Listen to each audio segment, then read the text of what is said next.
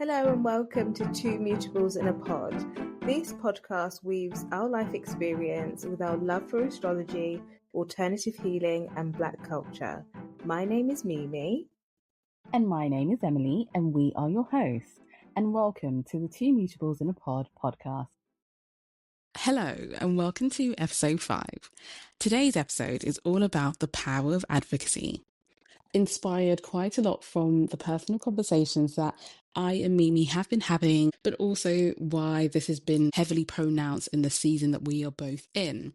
And one of the things that has always been a source or a reminder is the access to resource, be it financial resource, be it economical resource, be it access to connections, influence and status, and how this really determines the type of equality and justice one gets in the world that we are currently living in. And it's often been a reminder for the both of us when we've really needed the assistance, and there's almost been this barrier as such. And I guess today's conversation seeks to shine a light on why advocacy can at times be the remedy to some of the social, the racial, the inequality factors that exist within our world, be it political, as I said, racial, social, or structural things that interfere with our daily lives and the ways in which we access the quality of life, the standard of life that some of us have to plow a bit harder to grade through. Now, this episode is intended to take form of like a workshop style. It's an advocacy workshop reflecting on some of the experiences that we have both had and some of the ways in which we have learned to become a better advocate for ourselves, albeit it might not be smooth. And one of the things that we do on this pod is reminding people about taking back control over their own lives, restoring and equipping people with the skills, knowledge and insights to navigate the daily challenges that they may encounter. So, we hope that you are empowered by today's episode. And yes, we're going to get right into it. So before we go into like the bulk of today's discussion, I like to start off with a great definition. Now, I am freestyling this because I've not done any research, but I'm going to give the best that I can in light of all the mercurial energy that's in the skies at this current moment in time.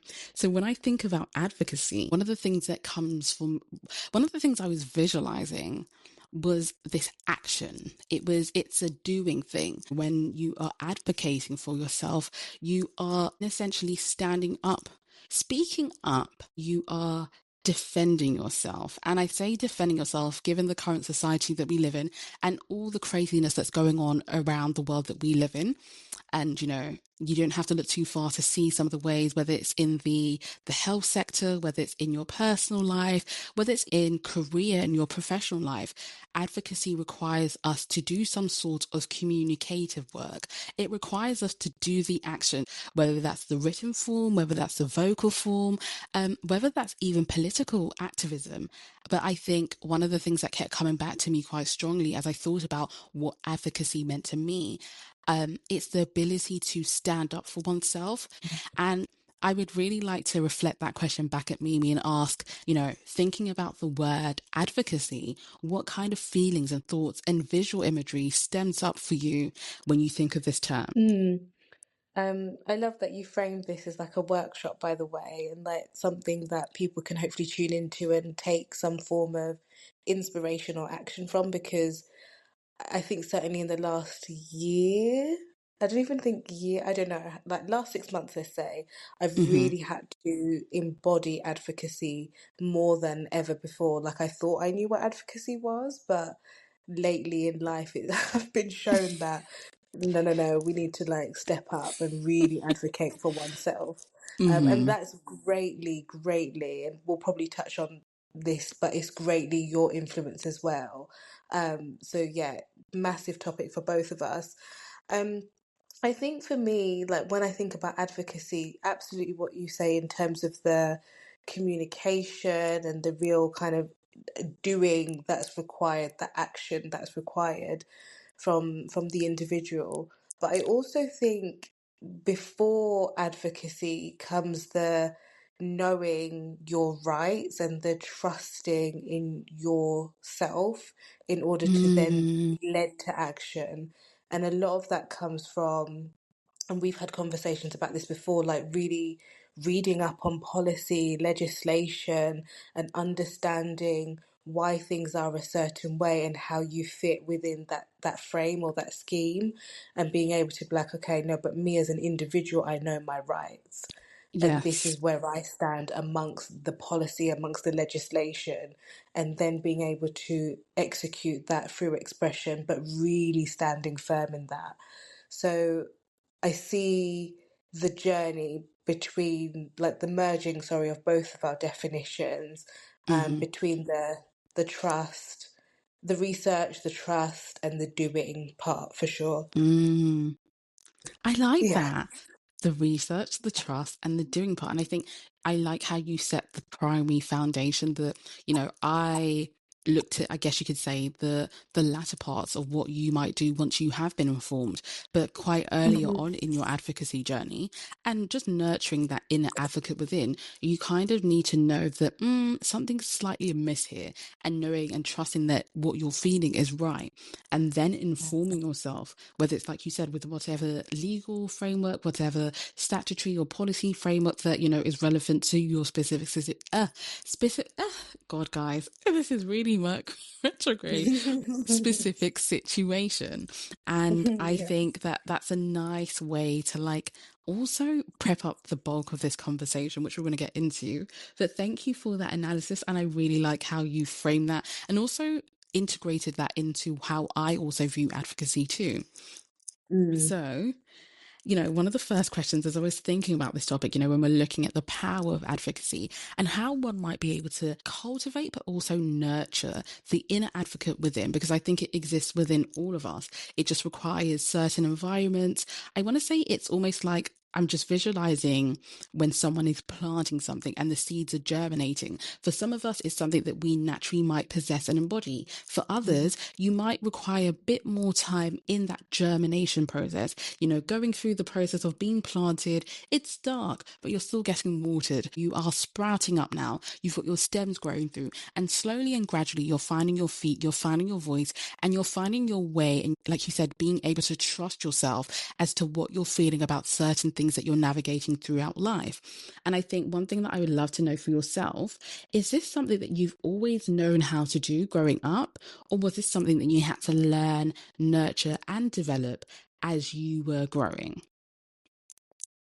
Definitely not something that I had from growing up. In fact, I think the ability to advocate for oneself, very confusingly, it was spoken about, but it was very much suppressed at the same time. I remember, like, I don't know how, like, it was framed, but I do remember my mum using the word advocate, but she always used to kind of say in her frame of reference of, no, I need to advocate for myself. So that would be a line that she would use in terms of, like, tense interactions with people. But when it came Mm, to me, there wasn't space, there wasn't room for that. If there was ever an expression of how I felt or how I was kind of navigating through a situation or a system, it would kind of be minimized in some ways. So it's definitely not something that I grew up with. However, I think advocating for other people came first before I then realized that, oh, I need to I need to learn some skills here.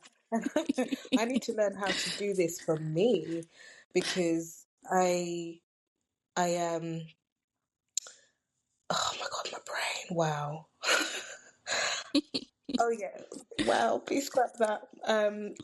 I was in a career where I had to advocate for other people. I had to really fight for and defend for people to get access to certain things within the health and social care sector.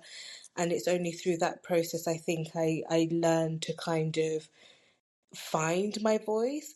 But even then, I would still say it's still something that is nurtured. It has to be nurtured, and it's still growing and developing. And I hmm. think particularly this time around with my current pregnancy, it's like it's more at the forefront of my mind, if that makes Yes. sense. That Yes. it's like I can't avoid it. I think what's interesting is that, although in your early years in the home, that, primary socialization where that occurs in the home, you heard the word advocacy or advocate or, needing to advocate, but it wasn't something you were permitted or granted a permission to do. Yeah. It was something that was rather done by other people and all essentially kind of stripped away or not necessarily nurtured within you within the home. And I think one Mm. thing that you said, which I found interesting, um, is that you also kind of started advocating for other people before you Yeah. eventually thought, actually, I need to kind of learn this for myself. And I think it's, the Mhm, correlation mhm. between that gift and that power being, I don't want to say stripped away from you, but limited, restricted, or toned down within the home. And then you having to then find that through helping other people and having that realization. I think it's also twofold and very interesting that it's happened that way for you in your journey. Definitely Mm. interesting. Now, I'm curious about your journey because I have a vision in my mind, but I don't know how accurate that is. So, did you grow up like having this advocacy spirit? I feel like I really want to hear your vision before I answer, but I'm going to answer first and then hear your vision. I feel that for my heart of hearts, I want to say yes. I feel that I've always been somebody who now, depending on the scenario, I haven't always been confident to speak out Mm, loud. However, I've always felt like, no, something's really unjust or unjust, sorry, and something's really not right, or why are these groups of people being oppressed? And I've always felt that fire mhm. to speak for the voiceless, to be the voice for the voiceless. Now that's been a fire that's burnt within. However, learning how to openly do so, I don't think that came naturally to me. But then when I look back at some of my comms, like through college and just some of the things I would argue about, sending complaints to the librarians and things like that, I realized that unknowingly I've inherited this trait and this gift, but not, I Yeah, hadn't termed it as that. Yeah. So I feel like I have to some extent. And yeah. then, yeah, I want to hear your vision though. I want to hear it because I feel like it's going to be cool. Mm. It's so I've got this like vision of like younger Emily just being a firecracker and absolutely speaking up for when Hmm. things felt uncomfortable, when things felt not right, even in the face of maybe people trying to be like, that's not what children do, or that's not ladylike, mind your manners, Yes. type of thing. And you hearing that, but being like, but no, but this is what I feel, this is what I Yes. think, and Hmm. you kind of really standing firm in that. So just like this, it's a firecracker energy that I get when I And think of you. do you know what's so crazy? Because again, you know that my mood is fire based, and I think that firecracker is quite a play on words to really represent my mood. Because I think I do embody that. I don't want to say archetypal, but I feel like I do embody that fire energy. And I think even within the home, apologies guys for the numerous technical difficulties that we've been experiencing. I mean, what would we be? We wouldn't be two mutables on the pod if we didn't have to go through some sort of mutable changes mid recording. And boy, oh Mm. boy, has Mercury retrograde shown us flames. But I think why I resonated so much with your vision, Mimi, was because you spoke about, being that fireball, that firecracker energy, that individual who isn't afraid to really ruffle the feathers in the home and call out injustices. I really do understand and resonate with what you have shared here. If you really could all see the amount, this is pure dedication. Guys, please listen to this episode because we have put literally our Wi-Fi, our devices, our laptops, everything, and our souls into this. So what I do want to understand, so just going back to your experience, sorry, and one of the things that Mm. you shared was that, initially advocacy was something that, as a result of the industry and the work that you did, you had to essentially do this for other people first before you began doing this more so for yourself. And I would love to know, if you are comfortable sharing, what life experience forced you to learn the skill and really lean into this power gift. I want to say superpower. Mm. On an individual personal level. Yes. Oh my gosh. Okay, so I think it's health for Mm-hmm. me. Like looking back to when I was a teenager, my journey with my gynecological health was the testing ground for self-advocacy.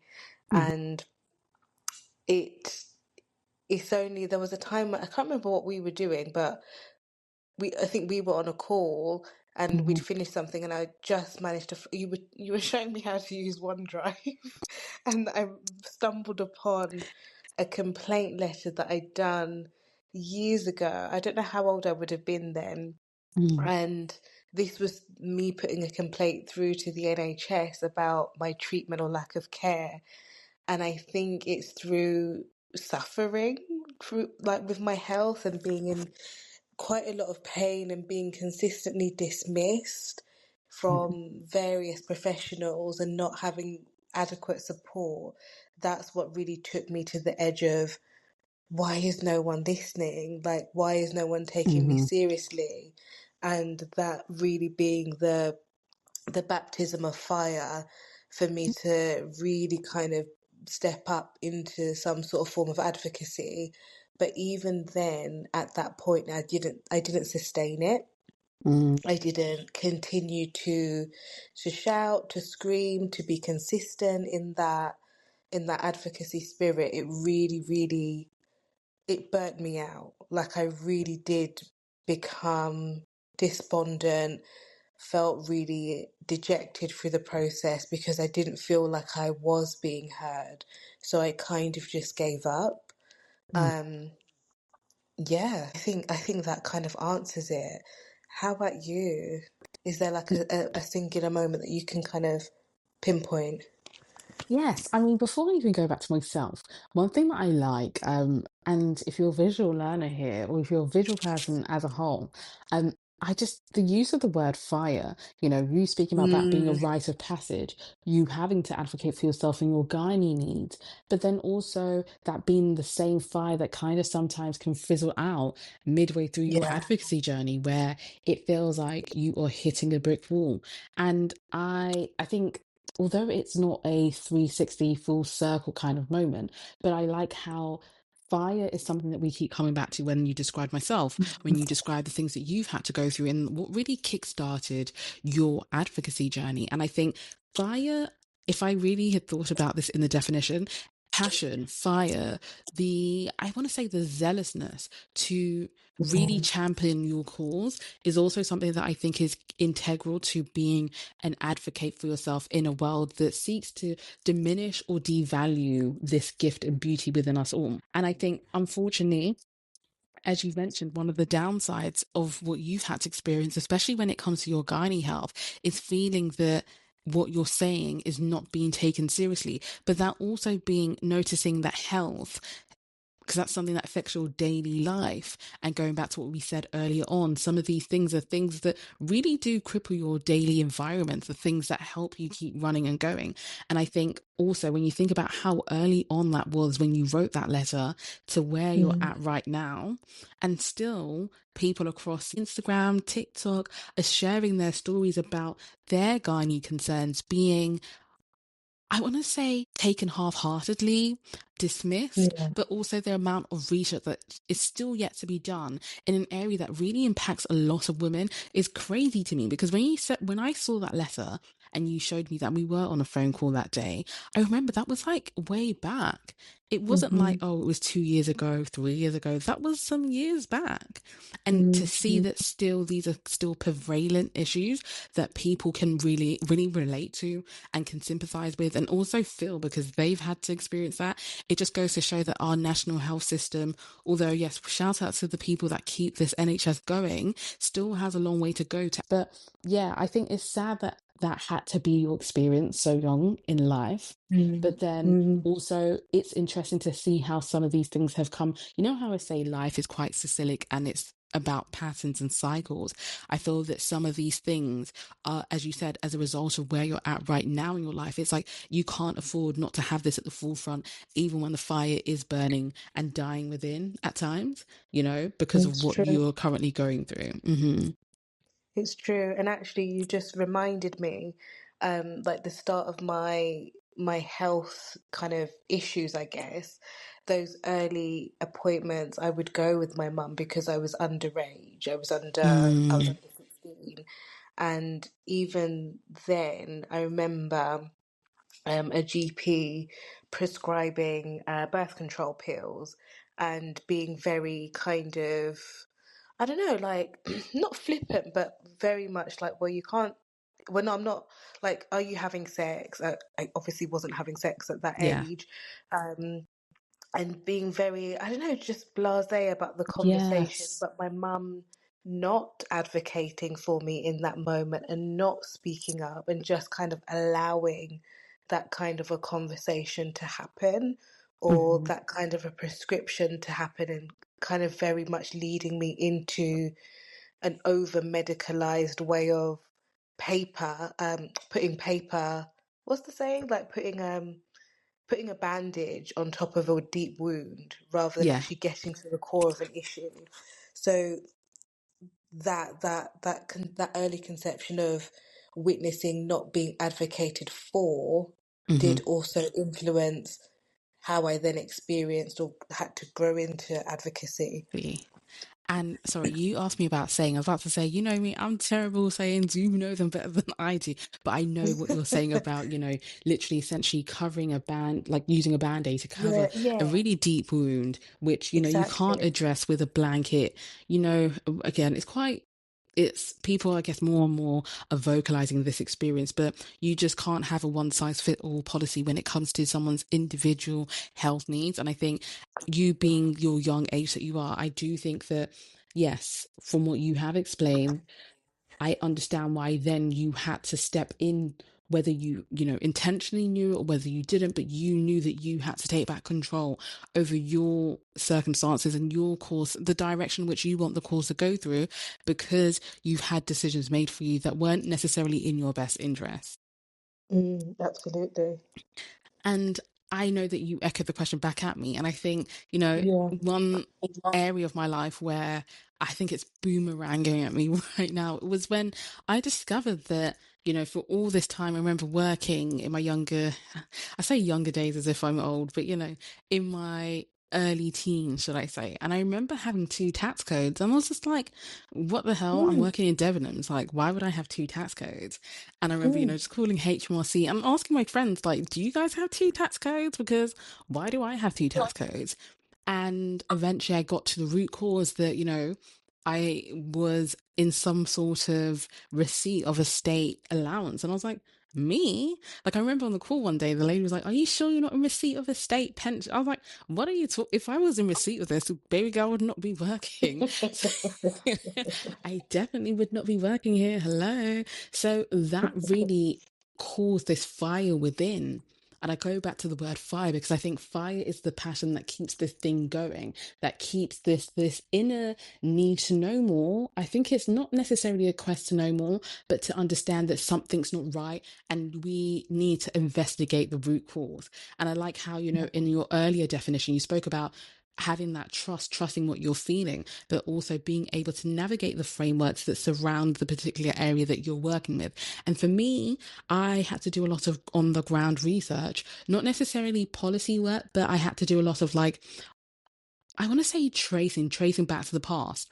And eventually I got to a stage where I got in contact with the body that was issuing this allowance. And I was like, no, I had to advocate because all this time I'm working this part-time job, but here you are taking, and to me it was a substantive amount because mm. I worked weekends. I would rather have my weekends chilling than having to work and then also attend college for my A levels. Like I'd rather not have to do that. When I look back, I was confident in how I articulated my thoughts, but I laid it out very clear. Like I was like, this is my name, this is what's happening.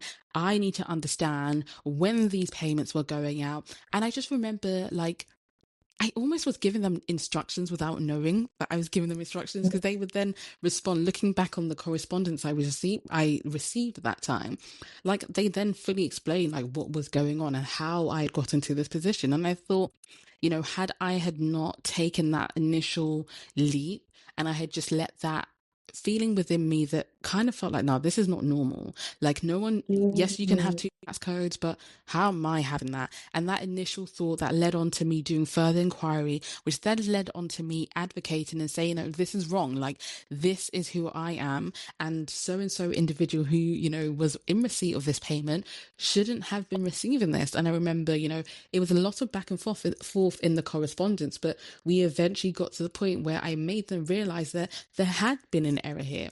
And I think, yeah. it is something that I'm also circling back to now. And I think it's quite interesting in both our stories that we're cycling back to certain things that we had Mm, addressed a few years back. And I guess that's the beauty of advocacy. It never entirely stops. It's not, as Mimi has said, you might have the passion, you might have the fire, but that passion and fire might also die out. But it's also mm, important to understand that when you might least expect it, you might be called to pick up that call again and revisit your advocacy journey for that particular area of your life. And I think for both of us, even though these were like first instances which really kind of kickstarted that ability to articulate and not really, I want to say, stand up and advocate for ourselves as such, I think it's crazy how like these are themes that we're revisiting now in the present moment too. yeah. And I know you kind of like joke to say that, you're not that old, but we're actually talking about things that are Yes. across decades here for both Hmm. of us. Because this was your first job, was it? Yeah, this was my Debenhams, my first job, Your first. Okay. 2014. Yeah. 2014. Okay, so yeah, Hmm. it's over a decade for Yes. you. That it's more than, it's not two, but it's more than. But for Yes. me, it was 2 decades. But still, like it's wait, hang on, 2 decades. But what kind of like really grabbed me and like pulled my attention was that for you, it Hmm. sounds like you just had a feeling that it wasn't right to have two tax codes, that there was something within you that was like, hang on, this doesn't feel right. And then you did your inquiries about that Yes. process. So Hmm. you very much was led by that feeling, by the sounds of it. Yes, I would say so. And I think it's quite, and that's why I go back to how you frame that, okay, yes, there is action, there is doing, there is communicating, there is speaking up for yourself. But before that, there is a feeling that you must trust before you even embark on that. And I think you called that back in, like, how we came up with the trusting energetics framework. I feel like this Mm, is also one of those moments where, like, no, this is actually a moment where you can pause as a listener, as a viewer, and maybe reflect on your own circumstances, like when you've had to advocate for yourself. Have you trusted that feeling that's been within? Because I know, like Mimi's asking me, I had to. That was I guess, the primary reason. If I had kind of dissuaded myself, or if I had listened to people who were like, no, that's normal, don't worry about it, I don't think I ever would have inquired further. And I would have mm, never known mm, this particular thing was going on, you know? mm. Absolutely, and obviously share how much you want to share. Yeah. But when you kind of did the investigations and the research, was it someone known to you that was intentionally doing this, or was it an error, a mistake? Oh, baby girl, this was a mastermind who had, Oh, I yeah, thought it's, so. yes, Okay, okay, you know, the mastermind, but yeah, this was, yeah, yeah. I Okay. mean, for listeners, as we say, we talk about the taboo. So I guess I can touch on this, that this was the person who, you'd call your father who brought you to this planet, Mm, essentially, who was the mastermind behind all of this. And I think, as I said, circling back, I'm now in a process or a season of my life where I feel like I'm doing a lot of the restorative work. I'm having to do the subject access requests. I'm having to get my information to really trace back the roots and origins of this story.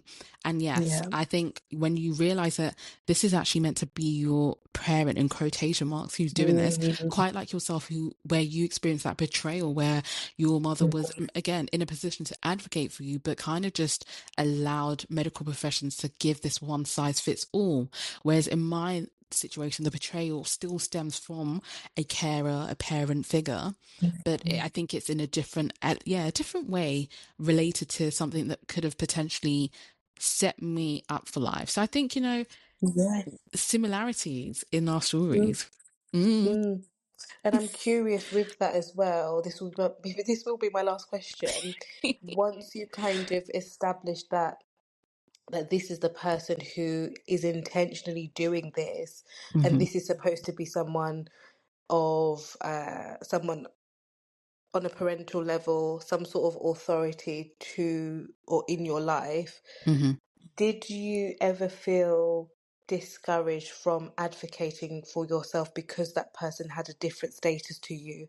Or did you just kind of think, no, this is still wrong? Nah, the feeling was, nah, this is still wrong, you know? And Okay. do you know what? There are moments, I won't lie, because I am a human, quite emotive beneath all the chaos that exists on the surface. I feel like there were moments in my life I was like, if it really came to push the shove and it had to go to a stage where there are legal proceedings, would I really want to bring this against somebody who is my biological father? But then I had to sit back and think that they didn't hesitate to do any of this stuff to me. And Mm, I think, true. yeah, calling out what is right and what is wrong, which is part of advocacy, you are essentially fighting against inequality, fighting against unjust treatment. I think it's an injustice to turn a blind eye just because that person is a blood relative or family member. Yeah. Mm-hmm. Truth, for sure. Thank you for sharing that, by the way, No, because yeah, thank that's you. quite. Mm, No, thank you for asking and sorry for cutting you, but I was just going to say thank you for, inquiring further.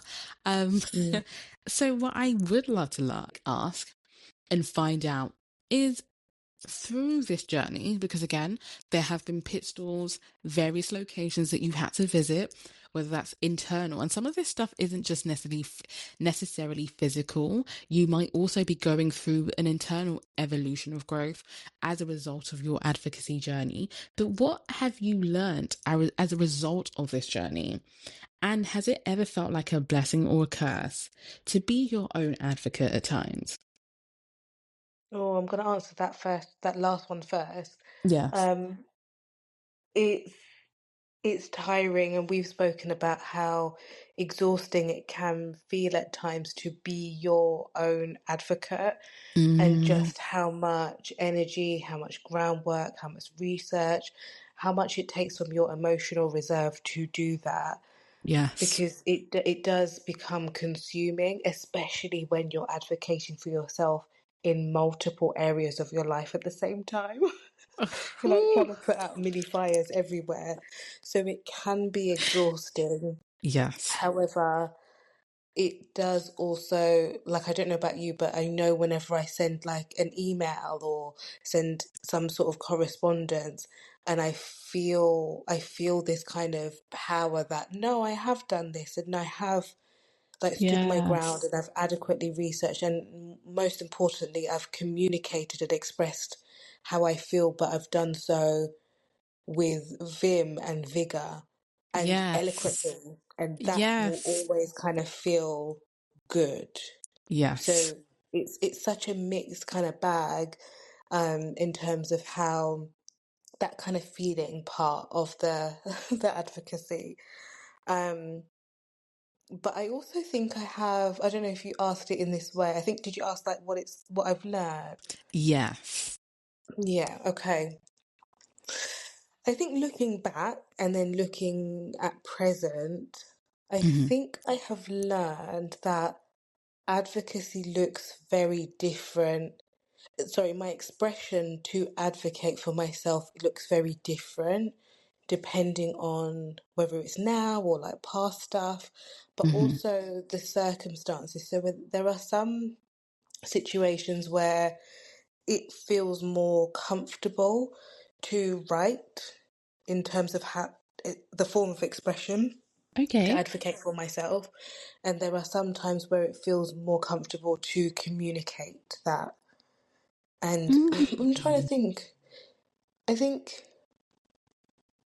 I think when it comes to more personal, I prefer to use my voice to advocate for myself. But when it comes to Mm. like the systemic things around, the structural things around me, I want it written.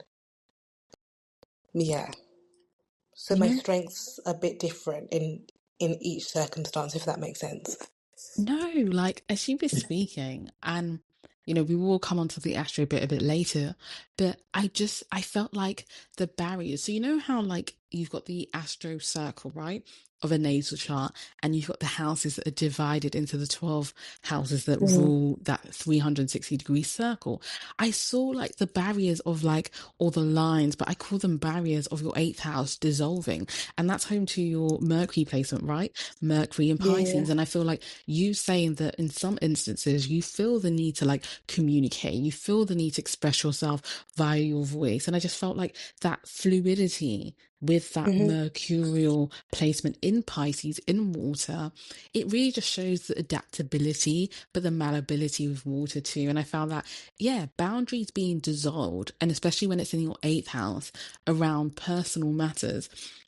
But Hmm. then with Jupiter and Virgo, I was like, okay, I understand why you want to have, Mercury's twang when you're dealing with formalized institutions, dealing with systemic things. I understand why there's also that, what's the word? The weighing scale, because obviously this is again an opposition kind of energy, but I like how you've differentiated that when you are dealing with stuff that, might be more, I guess, I don't want to say professional, but deals with institutions, deals with like service work, aka the NHS and things like that, you tend to Mm, have more of a, I don't want to say it's not eloquent in one area, not eloquent in another, but you opt for the written format. You opt for things that can be traced via back in writing. So you've got yeah. evidence to support and back yourself. And I think that's very cool and interesting.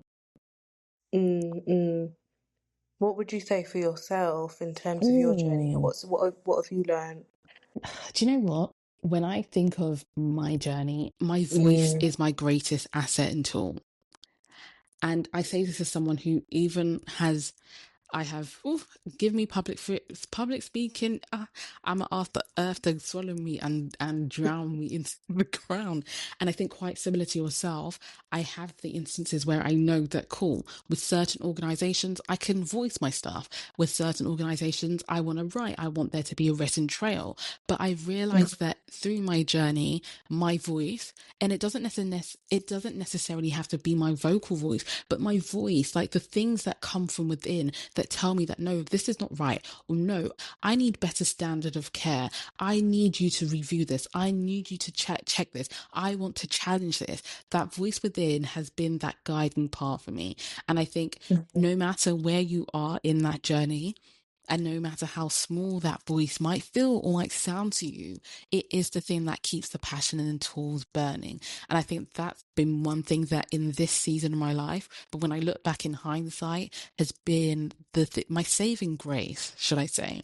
mm. And Yeah. yes, you touch on the realities of being your own advocate, that it's not always glamorous. It's not glamorous. Typing up those messages, those emails, those letters is not a glamorous thing. But there's a sort of reward. There's a sort of, you know what? I did that for myself. And Yeah. I did that, as you mentioned, in an eloquent way. Yes, I felt rage, but I was able to express my rage in a professional capacity, in a capacity that shows that I'm articulate and people need to do the certain checks and balances, and they can't just sweep things under the carpet because they feel like my racial group, they feel like my ethnic group, they feel that my social economic group won't question and won't Mm, challenge those things. So I think for myself, my journey has also taught me that I'm learning more so in this season that patience is a virtue, that delay is not denial, that mm, sometimes, yeah, justice delayed is not justice denied.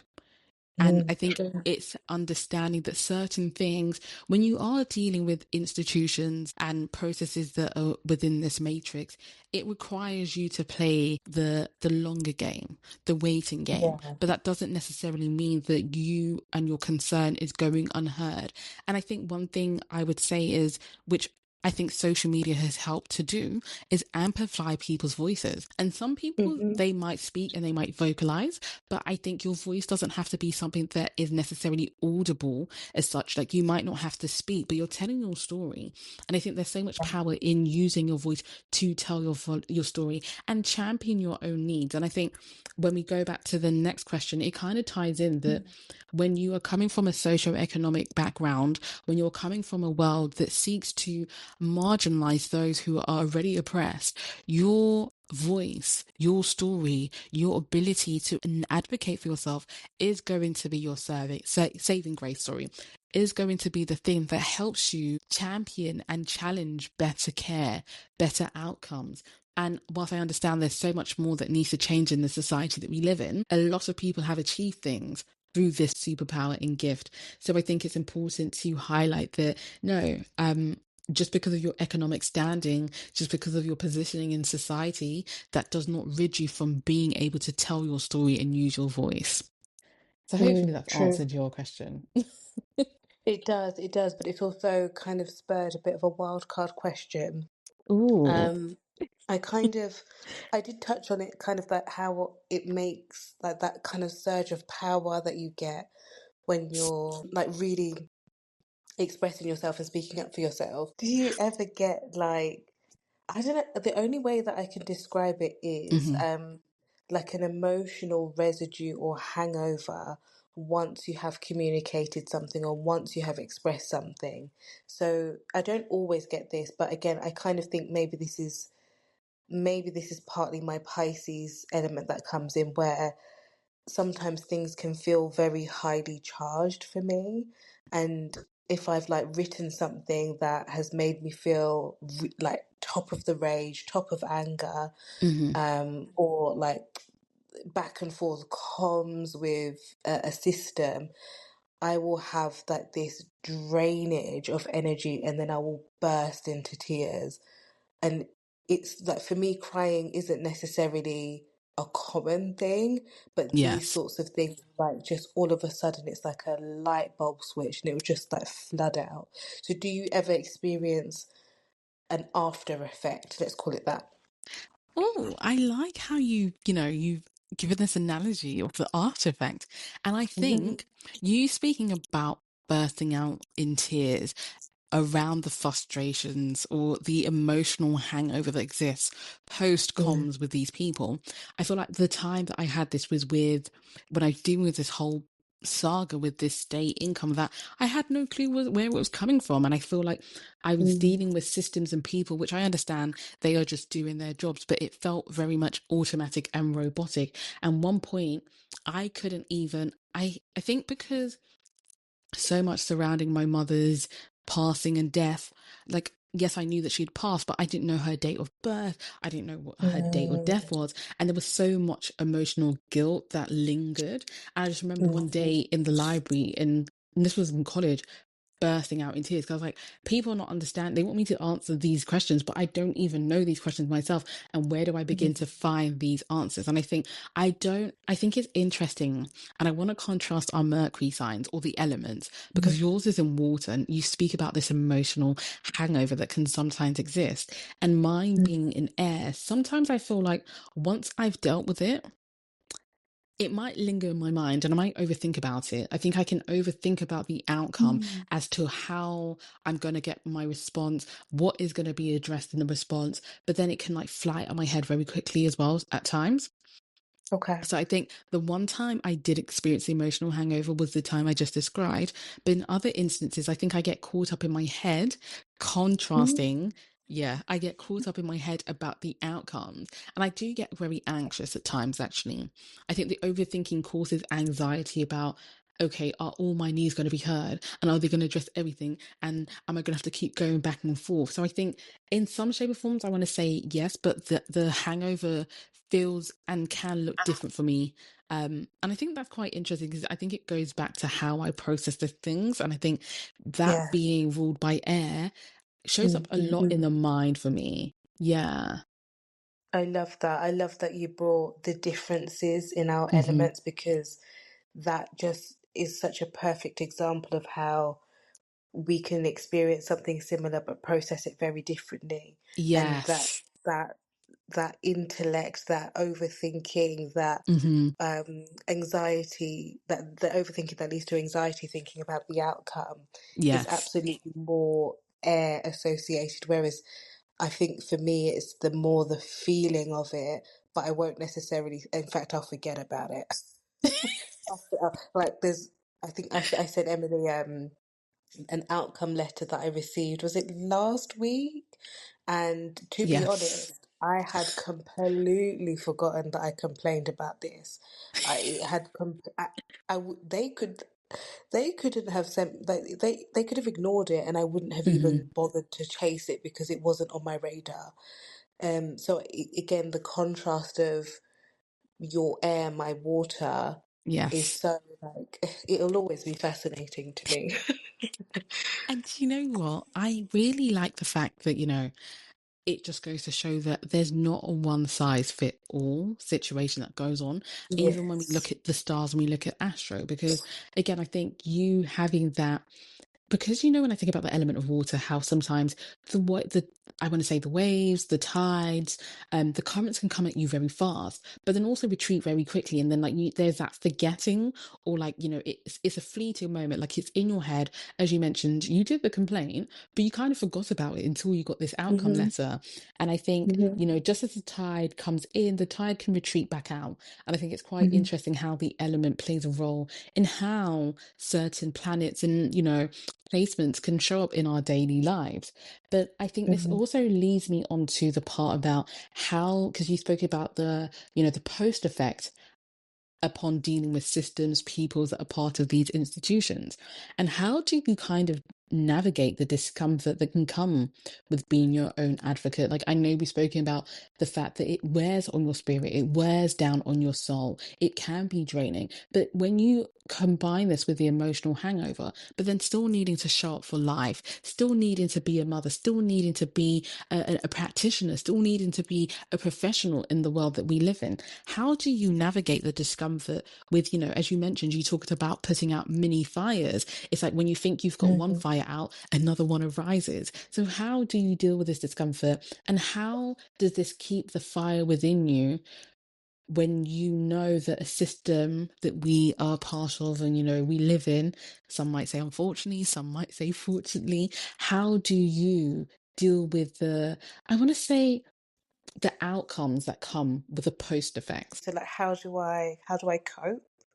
How do I Yeah, how keep do you, on keeping on? yeah, and even when it's uncomfortable, even when it is frustrating. Yeah. This is going to be so my moon sign speaking here.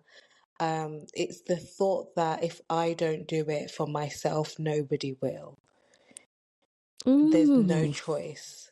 And it's as harsh and it's as like plain and simple as that.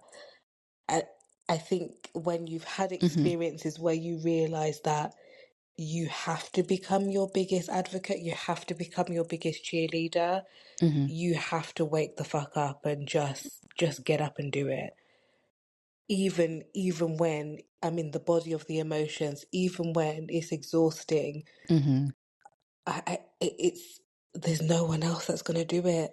I can speak to people about it Hmm. in terms of like my friends, my network, but they can't do it for me. I have to do it myself. So No lies there's kind of told. no choice, and that is, and I can fully feel the Saturn in me saying that. Showing up for yourself.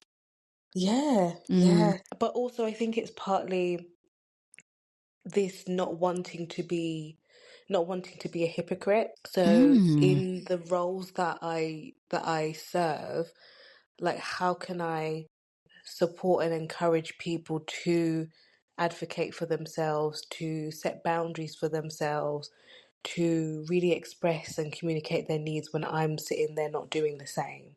Like I can't be a hypocrite. I can't. Yo. I think that verse, I'm going to call it that verse that you just dropped, it took me back to the episode where we had Kirsty on as a guest. And I think she echoed this back at you that, both of you being practitioners in your own fields retrospectively, your clients are essentially mirrors to Yeah, your yeah. own reality. So it's like, as you're saying, you can't tell people, empower people, equip people with the tools to go and, go off on their own advocacy journey and self advocate for themselves if you're not a reflection of what you're channeling outwardly. Mm, yeah, it's true. And I like, do you know what? I like how you speak about your moon's influence because the moment you said that, I was just like, you know what? I deal with mine with escaping. I can't even lie. It's gay. Like, Mm, and I think that's where I was like, yeah, you're onto the money when you speak about your moon because again, when we associate the moon, we look at emotional comfort. And when you think about the opposite of, being comforted, you are experiencing discomfort. And I think for yeah, myself, there are times where I'm like, you know what, I need to watch a good film, or I need to listen to music, or I need to do something that reminds me of my roots and my origins to like travel to some destination, even if I'm not physically traveling. I'm traveling through, yeah. as I said, music, text, visuals to escape the torments of what the discomfort can come with at times. And I think that contrast is Mm-mm. quite interesting. It is. But I'm pausing because I have had moments of that, and there are, Mhm. yeah, I have had moments of that. So it's not unfamiliar, Yes. but I remember those moments feeling paralyzing, even whilst I was trying to escape. And that Mm, for me is scary, I guess. yes. And I'm not saying I 100% advocate for myself in every aspect of my life. Hmm. There is definitely room for improvement in certain areas, but the paralyzing feeling is more fear inducing for me at this stage of life. If you don't mind me asking, the Mm. paralyzing feeling, what does it feel Yeah. like? What comes with it? Oh, What yeah. thoughts come with this? Mm. I remember this so vividly. This might have been, I don't know if it was during lockdown, but it was definitely when I was living in a previous flat. So Yes. 2020, maybe 2021, maybe up until 2020. Wait, my son was born 2020. Yeah, so 2020, 2021. I remember I was working from home, and any window of time that I had, I literally could not cope with the day-to-days of life that I would go to bed. I would just be in bed and I didn't engage, didn't do any it wasn't I wasn't even doom scrolling. I would just lie in bed because I couldn't fathom the points or the areas of life that I needed to kind of face or tackle or like advocate for myself. Mm, Um, so it just felt like I was literally like tied to the bed in a way. Like it felt like I was walking around with anchors, like heavy, heavy weights. Um, Very visceral experience for me. Yeah, I don't know if that describes it. It was very visceral. I'm just sorry, I was taken aback by the heavy weights. Like, and Mm. when you think about heavy weights, I'm thinking about shackles on the feet, things just confining you. And I think that is scary. And I think, not to say that you are an overthinker or anything like that, but that feeling of being paralyzed can then trickle across to other areas of your life. And as Mimi said quite early on, it's like it's almost this juggling game that you've got going on because you don't Yeah, necessarily just have to advocate for one area of your life, like health, and that's it. You often have to advocate for different arenas of your life. And that can almost yeah, feel like that fear, that paralyzing feeling then begins to trickle into the other areas that you're still trying to keep afloat of and not drown within. yes, yeah.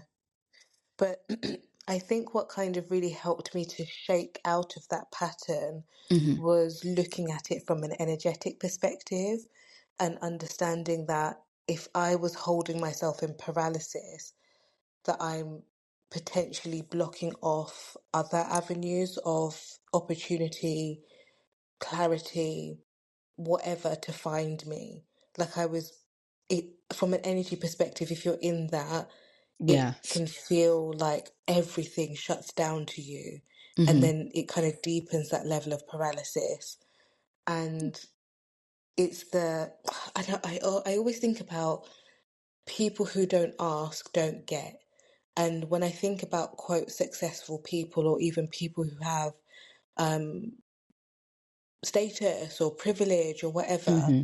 there is this commonality of them using either their network or their expression to gain something and not being afraid to do that or having had the nurturing to do so without Mm-hmm. fear. And again, I see that very much as an energetic callback or what's the feedback, sorry, Mm-hmm. where they put something out and then it comes back to them. So when I look at it from an energy perspective, it's advocating for oneself is freeing and allows something to come back to you at some point. And you know what? You just explaining this, because I know earlier on in the intro, I spoke about how, being your own advocate at times can help you take back control. Not necessarily because we want you to be able to micromanage each and every single facet of your life, but, as you just mentioned, that when you free up that energy field, should I say, or you Mm, release and you again look at it more from an energy perspective, as you've highlighted, and you realize that holding on to those fears, holding on to those paralyzing thoughts can have detrimental effect, can start to affect your reality, your mental health, and all your physical yeah. health too.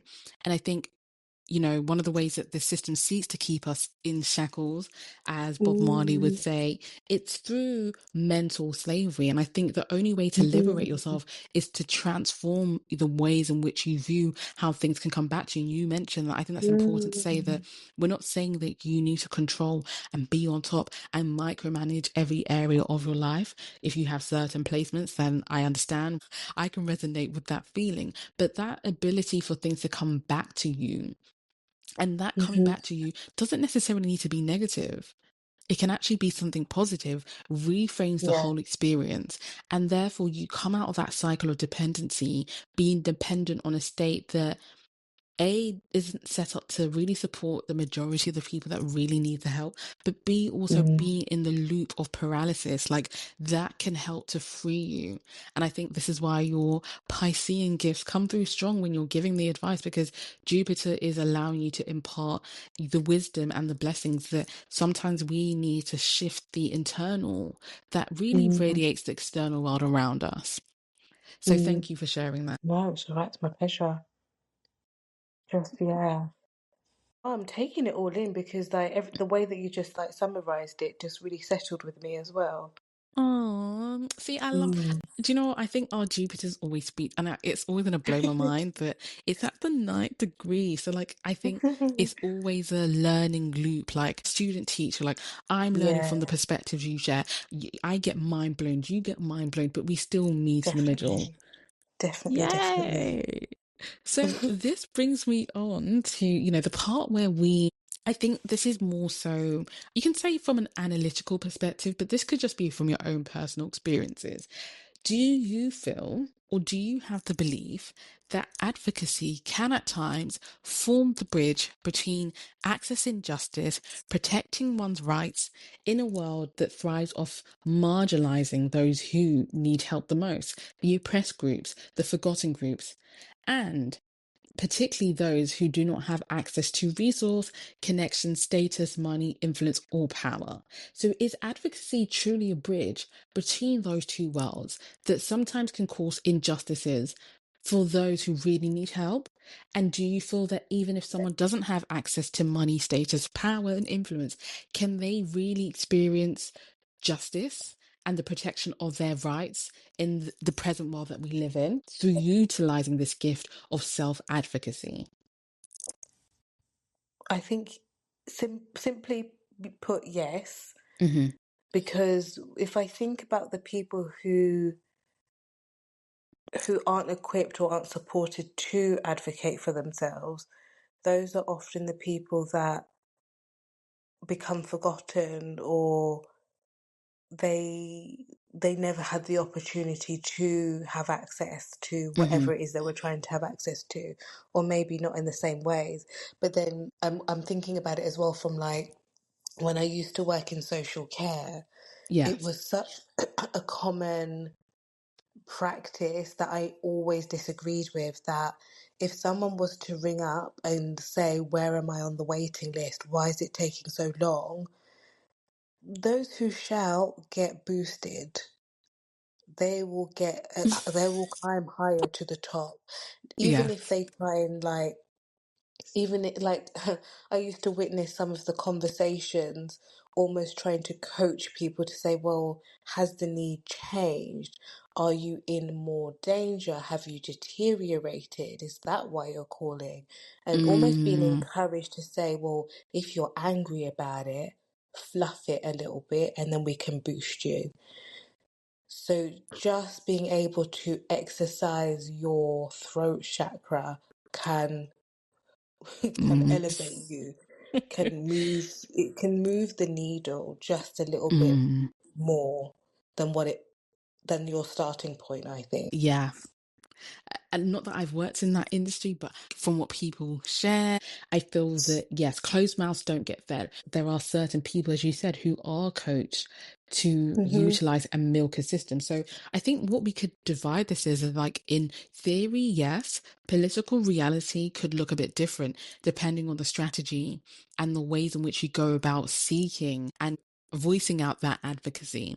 But I would like Hmm. to say I think really this year, and we're only in March, heading to April, but it really hit me in like January and February that it is sometimes the poor man's tool. And I'm not saying that we all are poor and we Hmm. don't have access to money, but when you're the everyday person, the working Hmm. class person, and you're not amongst the elite circles, you're not amongst the high flyers, high status individuals who have access within their reach to power, status, and people who can really move mountains for them. Sometimes advocacy is the only saving grace for you. Sometimes leaning into that anger, leaning into that passion, be it within boundaries. Of course, I'm not saying go out there and burn things out. Obviously, I believe revolution is the way to restoring order, but that's another conversation for another day. But in light Hmm. of being your own advocate and learning how to lean into the gift of advocacy, as Mimi said, she's mentioned the Hmm. importance of shifting the energetics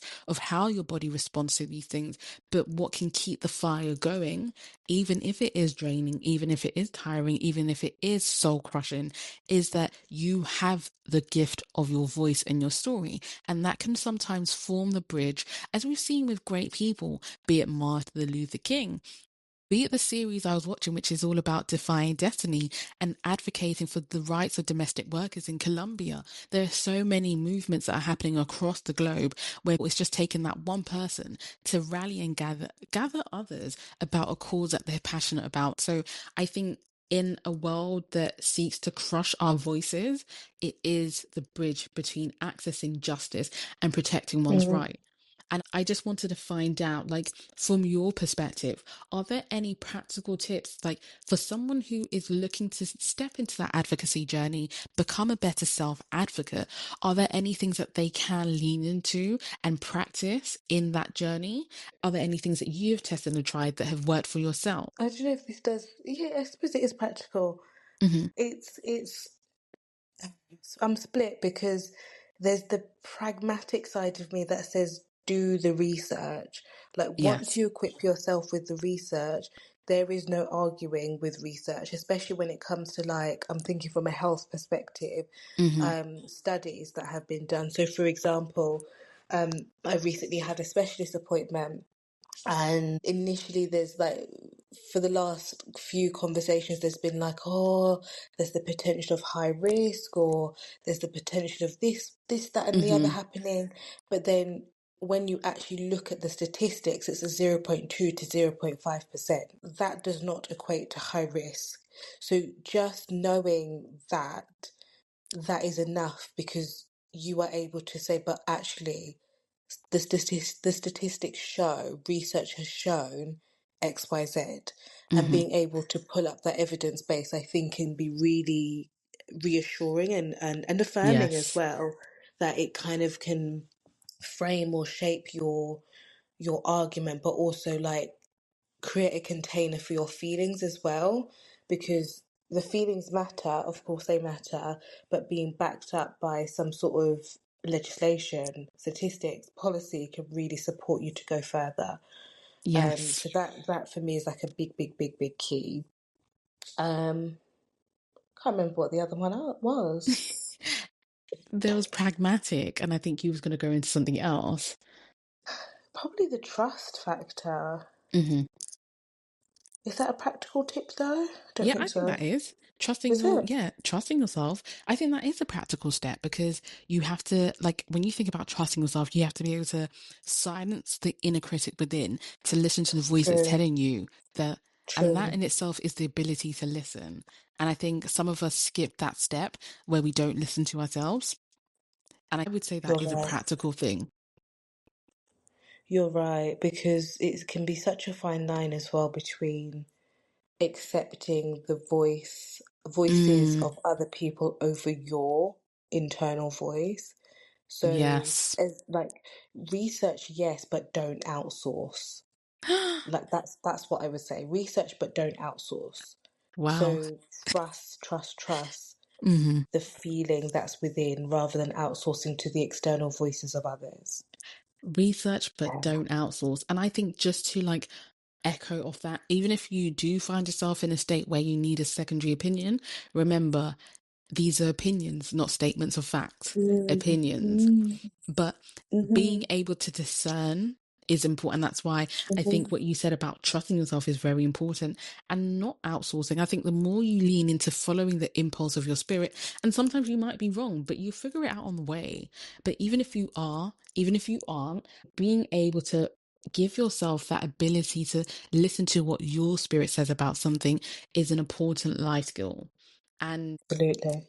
I just want to echo that, like research, research, research. You don't have to be a historian, you don't have to be a sociologist, but a good old Google research can set you ahead. And I'm always going to scream about this. Like, if there's any sort of personal data, yeah, that you need to obtain about yourself, and whether it's an institution, whether it's the NHS, whether it's a school, whatever the case might be, never be afraid to make a subject access request. If you need to get data about yourself and you want to see what your medical practitioners are talking about, your patient notes, never be afraid to utilize the law. And that's why Mimi said Yeah. policy, statute, legislation is very important for you. We're not asking for you to be lawyers, but being able to conduct basic searches helps you so you can go into those sessions, you can go into those appointments, you can write those letters being equipped.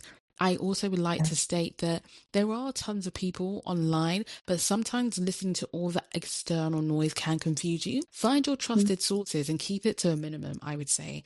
When it gets too Mm. convoluted, it gets too confusing. True. Thirdly, I would always say have a written trail. We're dealing with a world which requires evidence, just like Mimi said. When you're researching and using evidence, you're more likely to be taken seriously as opposed to you just like coming out of your emotions and saying, even though I support being emotive, when you're dealing with certain practitioners or professionals, you need to come with statistics, evidence, and facts. So I think it's important for you to have a written trail of whatever you write. Like, that's one thing I will always shout to the rooftops: have a written trail.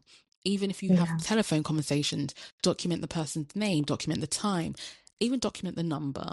Keep a written log of what you're doing. You need to have a chronological order of things so that whenever Yes. you're asked to present these things, you're not just saying, I don't know, but you've got real concrete evidence to support that. And lastly, if you are a bit stuck and you're not too sure where to begin with, there are sites like Citizens Advice Bureau, which do a decent job at helping to formulate certain templates for you. For example, if you need assistance, you can always go to the Information Commissioner's Office, which is a UK based body, and they help people obtain their subject access requests Mm. via this public body. So I think if you don't know where to start off from, the ICO is a great starting point, but also Citizens Advice, you can find a local office in your area.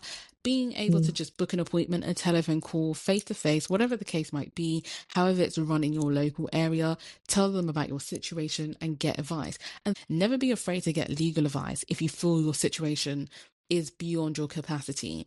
There are free legal clinics that offer pro bono drop-in session with a lawyer or a barrister. So utilize things like that to help yourself get informed, because at the end of the day you need to go in informed. So I think those are the practical tips I'd say. Even if you are going to speak to friends and family, make sure that you sat with yourself for a bit. As Mimi says, don't really outsource. I think if you're going Mhm. to share, maybe share once you've done your action and you know that you won't be dissuaded, and find your Yeah, trusted group. I love that about finding your trusted people. I think Yeah, that's really your trusted people will understand your language and the ways in which they should communicate, but also hold space for you and support you. And they will never entrust their ideals on you. More so, yes, it will be a way for them to support you, knowing the ways in which you need support in. Yeah, that's what I'm going to absolutely, say. absolutely. Good point. So, to make it fun and round it off quickly, because I know it's been a hell of a session today, but we have made it through. We have indeed made it through. I just want to ask, so from the top of your head, are there particular energies in a birth chart that you might think of from the top of your head? You don't have to name a lot, maybe one or two, that might make an individual more inclined to being passionate about advocating for themselves or standing up to inequality and injustice? If you were to take a look at a birth chart and like what energies, what placements stands out to you, as these people are here to talk about the things that, other people might not have the ability to channel and speak about injustice or even just advocate for themselves. I think that's slightly different if it's on a personal versus on a collective or community level. So on a personal level, I would always bring in that fire energy. Hmm. Definitely, definitely fire energy. Especially Oh, I was going to say especially Aries, but actually just fire Aries and Sagittarius, I would say. Hmm. There is a caveat, I think, with Sagittarian energy where sometimes it might be overlooked because there's that ability to see the good and the upside of things. But definitely that fire energy can support on an individual level of self-advocacy. Hmm. You like strong Mercury, like we see it in Yeah. you having like that Yes. beautiful mercurial energy. Hmm. um Definitely can help in terms of the form of how to process, how to sequence things together and then express or communicate things. Yes. uh, but on a communal level, I definitely kind of see this more airy, so your Okay. Aquarius, Libra and Hmm. Gemini to an extent, um, but definitely more focus on how to boost and elevate for the wider. So, how can I benefit all of us rather than just me? Some. Um, Mm. that community level. So, your 11th houses, 6th houses as well. Any prominent placements, I would say, yeah, they would definitely think about how can I utilize what I have to be in service to the wider network. Does Do that you make know what's so? sense? Yeah, that makes sense, because you know what? Literally, when you said the airy stuff on a community level, when you're speaking about the element air, sorry, not Aries, I thought Yeah, about yeah. Uranus in Aquarius and how, we Yes, are, yeah, yes, they really do champion that to the forefront. They are out there in those absolutely. streets, championing the causes of those, standing up to ICE, standing up to the Home Office, Mm, getting goosebumps even mm. thinking about that. So you are definitely onto the money. And I agree. I do feel that mercurial presence in that chart, 100%.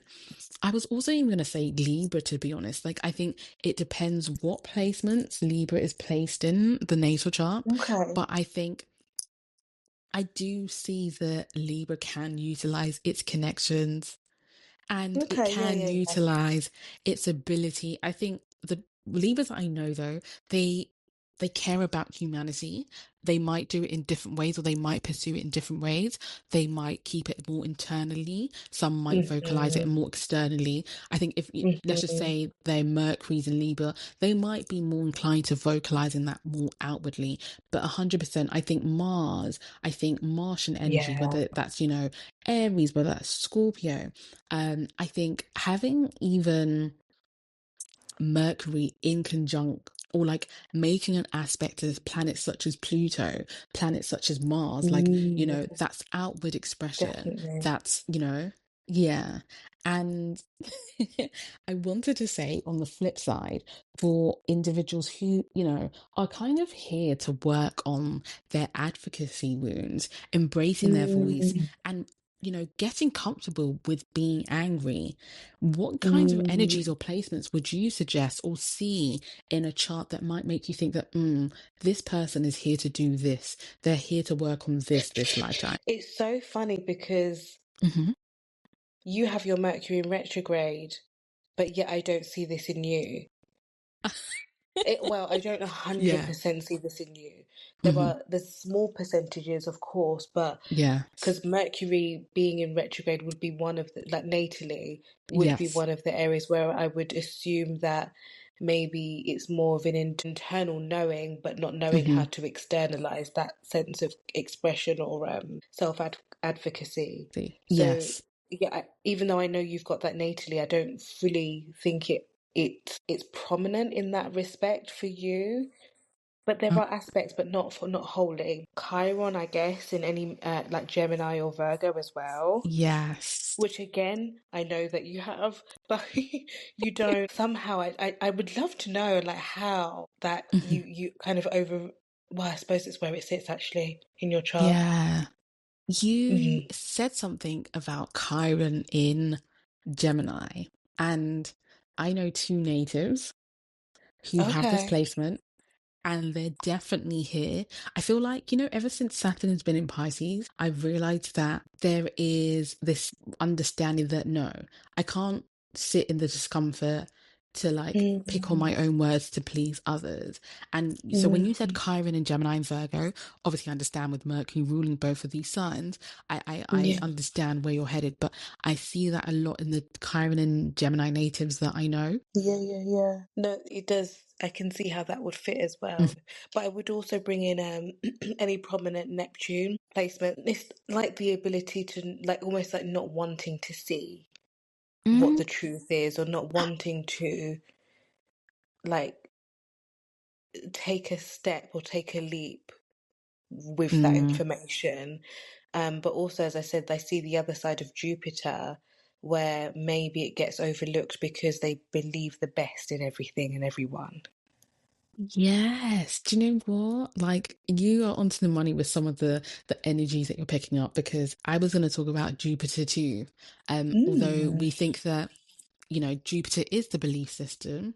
Sometimes, even though it is in the retrograde movement, and I know that you spoke about Mercury being retrograde and how this can sometimes impact that inability to, be one's own advocate and use your voice, get comfortable with anger, get comfortable with expressing your throat chakra, as you mentioned.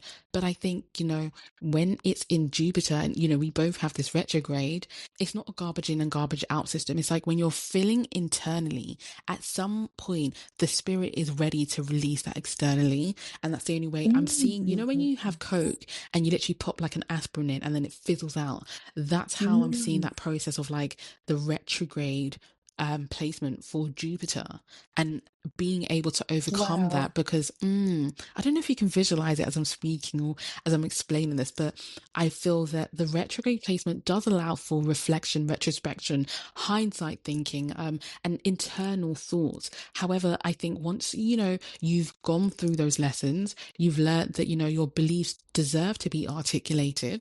I feel like there Mm. is an overspilling that occurs at some point, and that's the whole Coke and the aspirin kind of visuals that I get with that. But I also want to say, I'm big on Venus being the beliefs as well, and I think Yeah. that if Venus is in a position that is maybe afflicted, the individual might not necessarily know how to champion Mm. or be their own best friend in that instance or arena of their lives, and I think that could be a lesson for someone that no, you can't walk over me, and my esteem and my voice and my beliefs are just as valid as yours, and there needs to be Mm. mutual respect for that. But I also wanted to say briefly, touching on the nodes, like I think the nodes force uncomfortable yet comfortable growth. It's like Yeah. it's the cards of destiny that we are handed. And I think when you Yeah. have them in positions like I was just thinking about the Leo And the Aquarius axis is like, no, you are here to do community work. So you got to get comfortable with sharing your voice, baby, because the community needs you, particularly if your North Node is in Aquarius. I think also, even with, I want to say with all of the North Node placements, there is an element which require, because it's a greater purpose beyond yourself. And I think there are elements of Yes. each of the signs that require you to show up in different ways. Obviously, we can't go through all of them today, otherwise we'll be here till midnight. But yes, I think I like how you touched upon Neptune. I think that is real. I think Chiron wounding is real. And as Mimi has mentioned, it depends on the position, where it's placed in your house, what's going on with Yeah. it. But these are just some of the energies that stand out to us. So, to bring today's session to a close, I would like to ask our final hot seat question, which is something that we do. And I think it's a great way to summarize what we've been talking about. So, Mimi, as someone with a non-visible health condition, how did you Mm. develop the confidence to advocate your health needs and address dismissive health practitioners who were quick to shut you down? And how can someone who is struggling to connect with their inner advocate work towards becoming a better advocate for themselves? So you don't have to give an extensive answer. It's just whatever comes to your spirit on that. I think the more that you're able to be in your body, which I think is actually quite challenging if you're experiencing chronic pain Mm-hmm. or any form of ailment or illness, I think it's easy to, and I've been there where you end up disassociating, detaching, or blaming your body for what it's doing to you. But the more that you're able to identify and sit with it and be with it, you therefore can't ignore the amount of pain or experience that you're Mm, having. Therefore, that can be a driving factor for how you proceed in terms of continuing that fight to get seen, to be heard, to be like to have whatever tests and input you need, because you are truly, truly, truly being present with your experience, and therefore it cannot and should not be denied. So the more that you're able to be within your body, which I mm-hmm. feel like is my answer for everything, the more that you're able to kind of push for what you deserve. In your body. I don't know why, but your sun and your moon jumped out. Like, because your eighth house, I feel like, is the outer body experiences, although they do affect, the psyche. But then I thought about your moon as well, the cat moon. And I think one thing that's always stuck with me is how you've mentioned that exercise supports your body.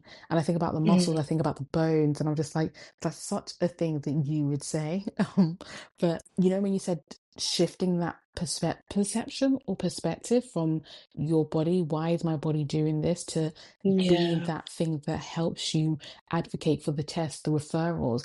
I think it's also important for us to realize that our bodies are also trying to save us. So even though the exactly. symptoms of what come up are painful, discomforting, they're not pleasant and they're not nice to live with, particularly if they aren't visible to the naked eye, and it's something that it's more internal and adrenal. I think it can be easy to get into that state where it's like, why is my body not functioning like the average person's Yes, body? But your body's yes. actually trying to save you here. And I think it's hard to see that when you're in that moment. When I was, doing comms work for a cardiovascular program, one of the things that is a silent killer are the non-visible conditions that we don't see with our physical eye. Hmm. And I think that Hmm. that just triggered me to shift the perception of how I see pain, that actually, no, my body's trying to save me and help me before it gets to the Mm, stage where it's too late, you know? true. So thank you for sharing that. And thank you for opening up about your own experiences. Um, for anyone listening to today's episode, I hope that you have been able, in some shape or form, to pick up some of the tools, some of the ways, some of the things that we have adopted, taken on to get through some of the nitty gritty things that we deal with in daily life. And as Mm, always, we would love to hear if this episode resonated with you, if this episode brought up thoughts, feelings, emotions that, you're comfortable and you're happy to share with us, because again, it's a learning platform and we are here to share insights and learn from our listeners too. Despite all the technical difficulties that have happened, we persisted to the end, so yay us. Please do support us on TikTok and YouTube. And, you can discover our mini clips where we pull ourselves into visual trailers for you to visualize some of the things that we talk about on the pod and bring those images to life. As always, we can't wait to see you again in the next episode recording. Thank you for listening and bye for now.